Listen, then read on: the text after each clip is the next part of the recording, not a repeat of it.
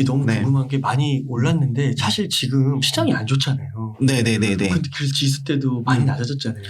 근데 많이라고는 좀 아닌 것 같고요. 어느 정도 조정을 받은 거고 괜찮은 조정을 받은 것 같아요. 그냥 건강한 조정을 받은 아름다운 조정을 받은 것 같고 더 떨어질 수 있다는 저는 좀 만약에 더 심리가 안 좋아지면 더 떨어질 수도 있다고 좀 보고 있습니다. 그냥 매크로를 본다고 하면. 네.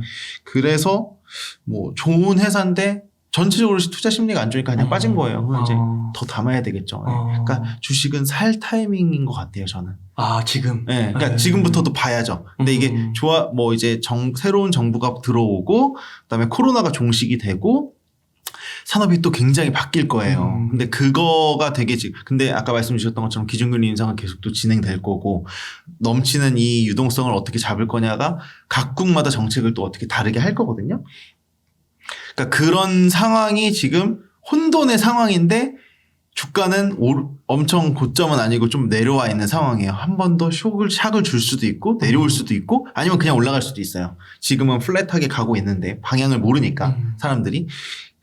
그런데 그러면 이제 저는 좋은 타이밍이라고 보는 거죠. 그러니까 내가 정말 좋게 보는 회사, 뭐 섹터는 아니고 좋게 보는 회사, 뭐 산업군, 뭐 이렇게 좀 딥하게 공부를 하다가 정말 오는 타이밍이면 그때는 더, 한 번에 사신다기보다는 좀, 뭐랄까, 좀 나눠서 사시는 게 좋은 것 같아요. 근데 살 때는 저도 한 번에 사긴 해요. 예. 왜냐면 매크로를 맞출 수는 없으니까. 뭐 금요일마다 빠지는 것도 아니고, 뭐 1월에는 항상 오르는 것도 아니고 4월은 항상 자랑이 좋은데 뭐 아직까지는 좋진 않잖아요. 예. 뭐 그런 것도 있기는 하지만 그렇게 조금 생각을 해봤으면 하는 것 같아요. 예. 근데 기업은 내가 볼 수가 있어요. 기업은. 이거 얘가 작년보다 영업이익이 2배가 났는데 주가는 반토막이 났어? 사야지. 그러면 지수 때는 크게 상관없이? 저는 크게 상관이 있다고 보지 않습니다. 물론 참고하고 벤치마크를 가져가야 되는 건 맞지만 크게 이런 개인 투자자들은 상관없죠. 그러니까 기관 투자자들이나 좀 필요로 하고 벤치마크를 해야 되고 공모펀드를 운영해야 되니까 영향을 보고 따져봐야 되지만 개인 투자자들은 전혀 상관없어요. 그러니까 이게 지수가 흔들리더라도 가는 종목은 가더라고요. 그럼요. 네, 요새 장세가 또 그렇습니다. 네, 요새 장세가. 그렇구나. 네. 야, 바트머. 네, 그걸 먼저 보시는 거고. 저는 그게 훨씬 맞다고 보는 거죠. 네.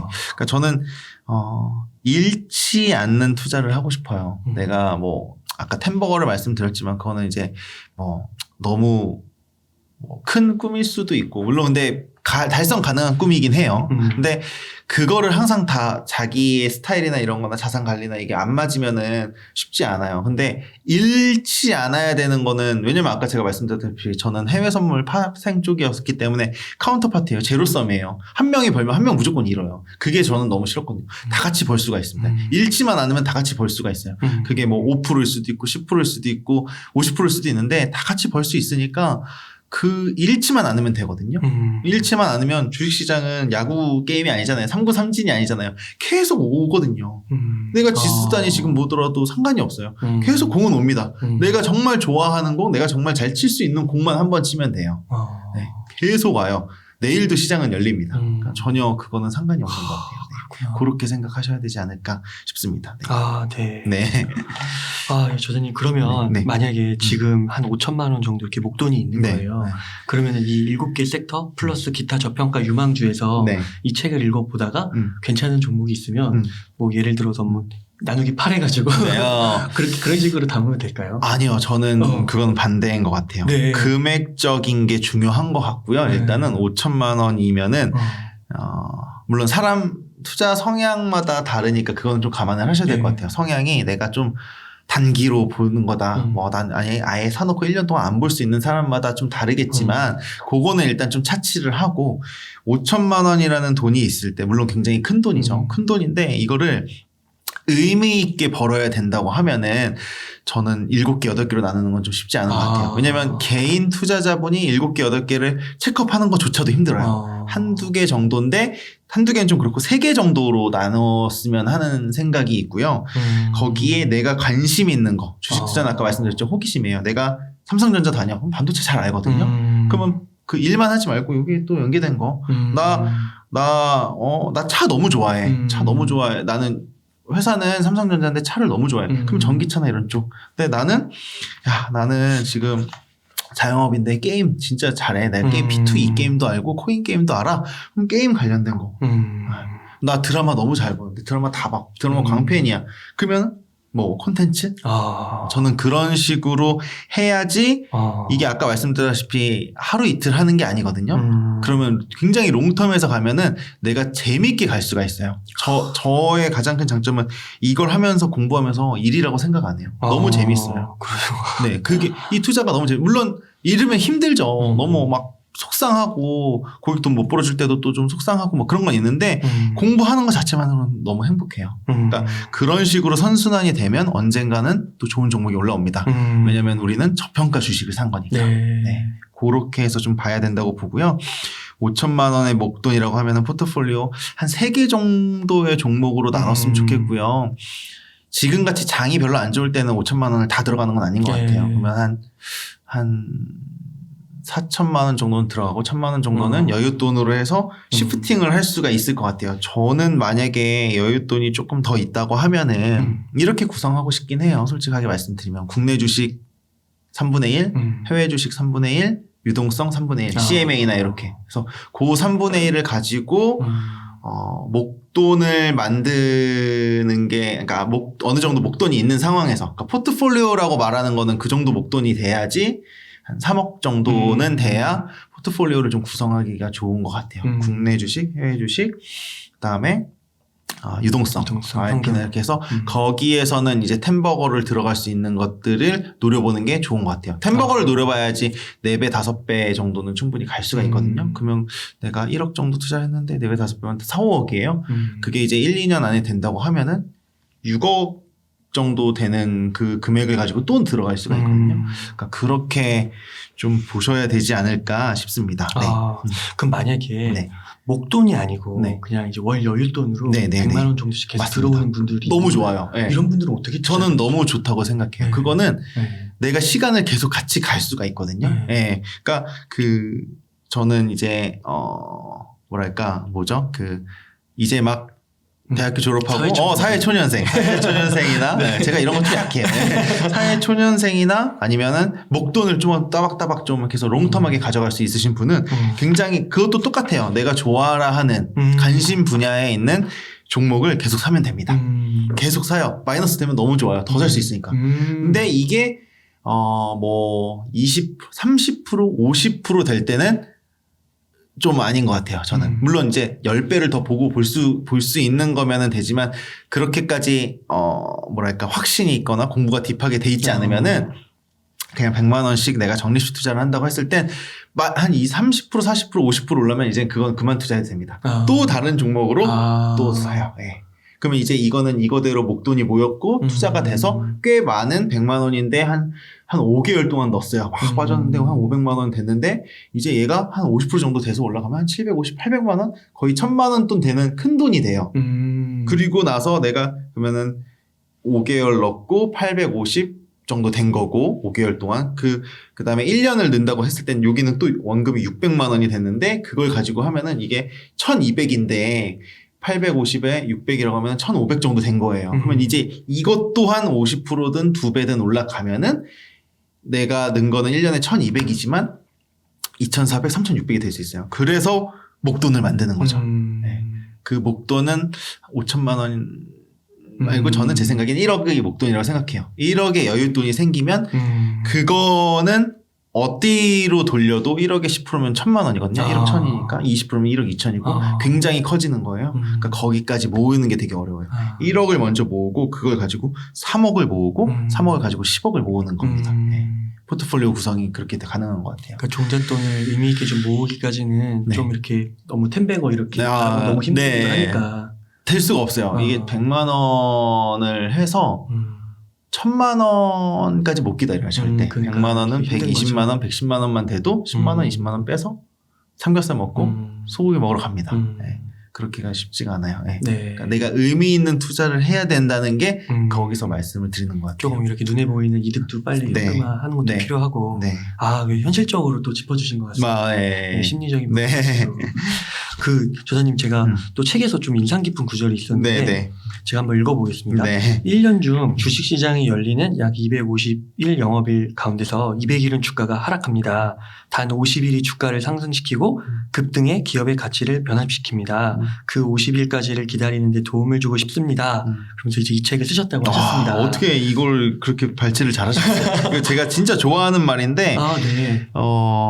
네, 정말 좋아하는 말이에요. 네. 네네. 근데 이게 정말 그런 건가요? 네, 저는 이렇게 봐요. 물론 계산을 다 해보진 않았어요. 계산해보지 않았는데, 그러니까 1년이 365일이잖아요. 네. 근데 주식장이 열리는 월화수목금만 네. 하면은 약 한 250 영업일 정도 돼요. 250일 정도는 트레이딩이 계속 가능한 거예요. 근데 200일은 주가가 하락해요. 200일 정도는 뭐 왔다 갔다 하고 그냥 의미 있는 그게 없습니다. 왜냐면 기업이 너무 빨리 막 움직이고 그러진 않아요. 내부적인 것 같지만 주가가 그렇게 빨리 이슈가 있고 뭐 공시가 나오고 그다음에 실적이 나오고. 근데 정말 좋은 기업들은 그 실적이 나오고 그 트리거가 되고 나서 50일 안에 다 올라갑니다. 네, 저 그 정도로 봐요. 근데 사람들은 이걸 못 기다려요. 사실 아까 말씀하신 것 중에 되게 조금 아쉽다라고 생각이 됐던 게 삼성전자 살았는데 1년 반 삼성전자가 지금 역사가 얼마나 길고 얘가 가야 할 그게 얼마나 큰데 내가 주식을 잘하려면은 그 누구보다 더 잘 알아야 되거든요. 그럼 나는 삼성전자면은 지분은 많으시진 않지만 이재용 부회장의 머리로 봐야 된다고 보거든요. 이재용 부회장이 삼성전자 주가 고민할까요? 물론 주주가치 환원이라는 이슈로 고민은 하시겠죠. 근데 삼성전자가 1년 반 동안 주가가 빠져서 이거 어떻게 해야 되나 이걸 고민하시진 않을 것 같아요. 삼성이 어느 먹거리로 가야지 어떻게 해야 될까? 어떤 게 해야 우리나라가 그렇죠. 잘 되고 그런 컨셉으로 주식을 바라봐야 되긴 하거든요. 저는 만약에 제가 이제 어떤 한 회사의 사장이다. 뭐 CFO일 수도 있고 사장일 수도 있고 그런데 우리 회사가 어떻게 될까? 어떻게 변해야 되지? 다음번 신기술은 어떻게 해야 돼? 그러면 자금 조달은 어떻게 하고 지금 부채 비율 어느 정도인데 요거 맞춰서 되면은 매출액이 2배 정도 늘겠네? 그러면 임직원을 몇 명을 뽑고 복지를 좀 더 해주고 그렇게 되면 우리 회사도 행복해질까? 우리 회사 기업 가치가 커질까? 그러면 주가도 똑같이 올라갈 거예요. 근데 그게 매일매일 움직이지 않거든요. 우리는 개미 트레이더가 되면 안 돼요. 인베스터가 돼야 되거든요. 내가 그 회사랑 같이 동반 성장한다. 근데 그러려면은 그 회사 CEO랑 똑같이 생각해야 돼요. CEO만큼 알아야 되는 게 맞고. 그러면 너무 땡큐겠죠?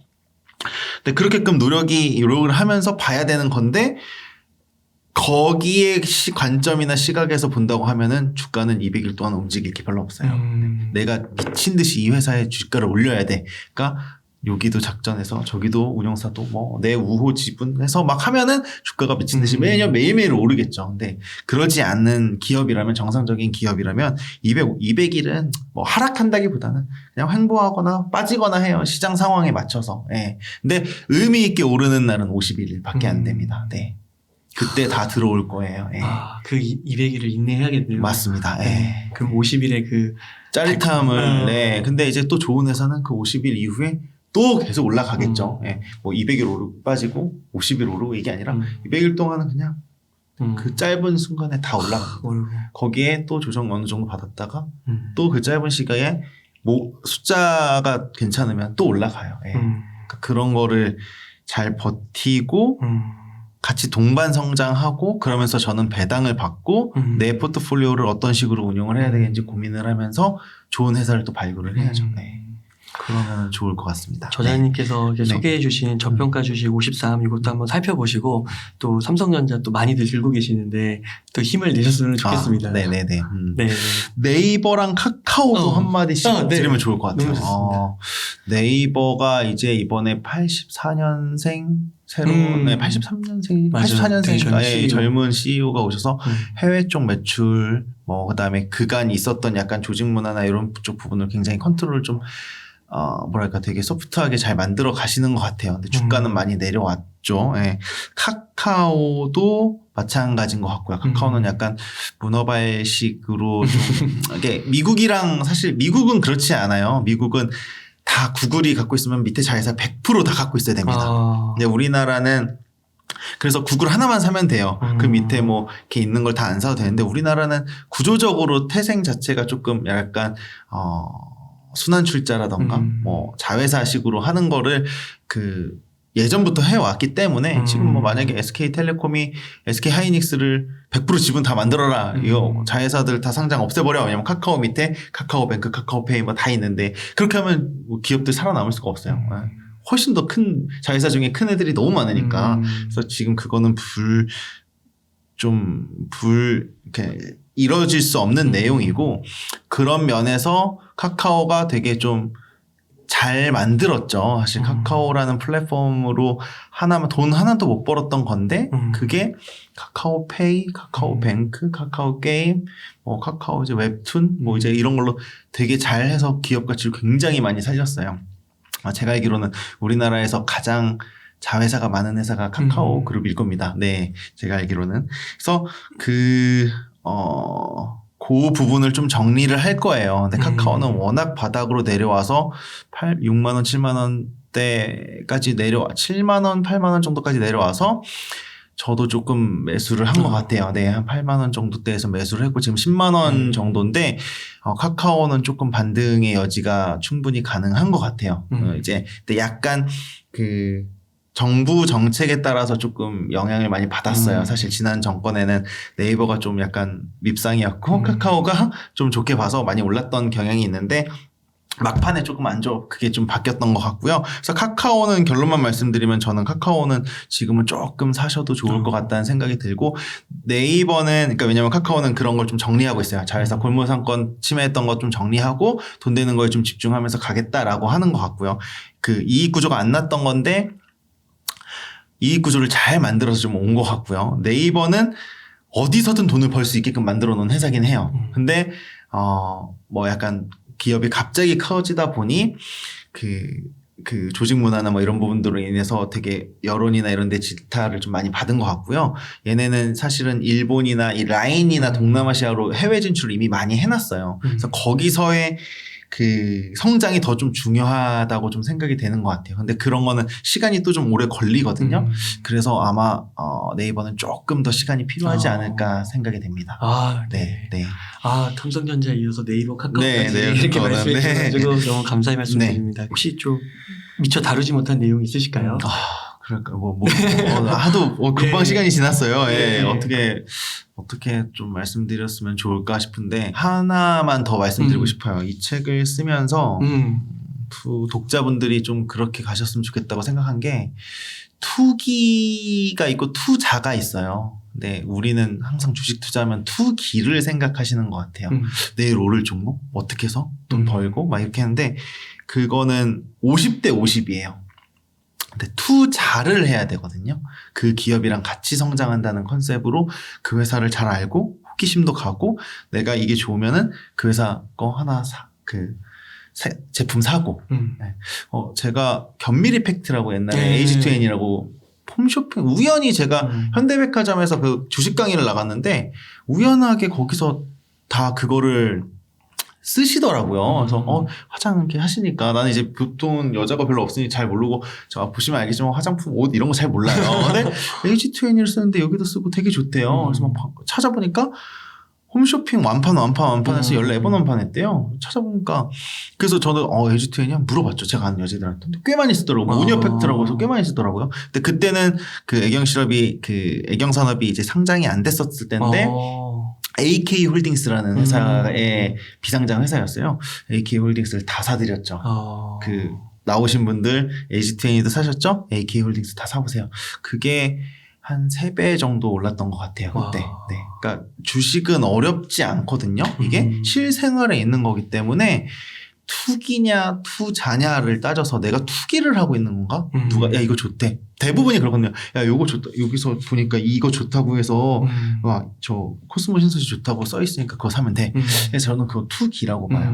투자는 내가 정말 관심 있게 보고 공부하고 이 회사의 같이 꿈을 키워갈 수 있나 이렇게 좀 봐야 되지 않나라는 생각을 좀 해서 이 책을 읽으신 분들은 꼭 궁금한 거 있으면 또 많이 물어보시고 해서 투기가 아닌 투자를 꼭 하셨으면 좋겠습니다. 예. 저는 오늘 그 저자님 말씀을 계속 들으면서 제가 메모를 했는데 피터 린치가 자꾸 생각났어요. 그 피터 린치가 중소형주 좋아한다고 맞습니다. 턴어라운드 주식 좋아하고 맞습니다. 네. 또 그 관심사 실생활에서 맞아요. 주식을 발굴하잖아요. 맞아요. 네. 그 얘기를 다 해주신 것 같아가지고 너무 좋아요. 아마 주식은 시장은 좋아질 겁니다. 이게 안 좋아질 수가 없어요. 왜냐면 우리는 자본주의에 있는 사람이기 때문에 주식 시장은 무조건 커져요. 근데 거기서 내가 좋아하는 거, 관심 있는 거, 이제 코로나 풀리면은 당연히 화장품 더 할 거고 피부 이제 한다고 더 할 거고요. 당연히 제가 지난주에도 롯데월드 쪽을 가봤는데 이제 화장품에 중국인들이 와서 그래요? 사가요. 분명 이제 영향이 올 겁니다. 네. 그래서 리오프닝으로 뭐 호텔신라도 괜찮을 것 같고 여행, 제주항공 이제 이런 것들도 많이 있고 다 아는 거예요. 우리가 네. 이제 뭐 하나 투어, 모두 투어 또 가겠죠. 예. 일단 그렇게 하면 또 숙박업소들도 영향을 또 받을 거고 굉장히 좀 사회가 빨리 지나가는 것 같긴 하지만 찬찬히 내가 관심 있는 거 보시면은 투자의 기회는 열려 있으니까 뭐 누가 좋다고 해서 사라 이런 거는 좀 아닌 것 같고 조금만 더 관심을 갖고 생각을 해보시면은 잘 성공적인 투자를 하실 수 있을 것 같습니다. 네. 스스로 판단하고 공부하시는 데 있어서 이 책, 재무제표를 찾아낸 저평가 주식 53. 네. 이 책도 한번 처음 그 디딤발로 삼으시면 너무 좋을 것 같습니다. 너무 좋을 것 같습니다. 네. 그러면 저자님 오늘 한 이 정도에서 인터뷰 마무리해도 될까요? 네. 예. 감사합니다. 이렇게 해서 재무제표로 찾아낸 저평가 주식의 저자이신 황우성 저자님을 모시고 이야기를 나눠봤습니다. 긴 시간 동안 유익한 인사이트 많이 나눠주셔서 감사의 말씀 드립니다. 오늘 고생 많으셨습니다. 감사합니다.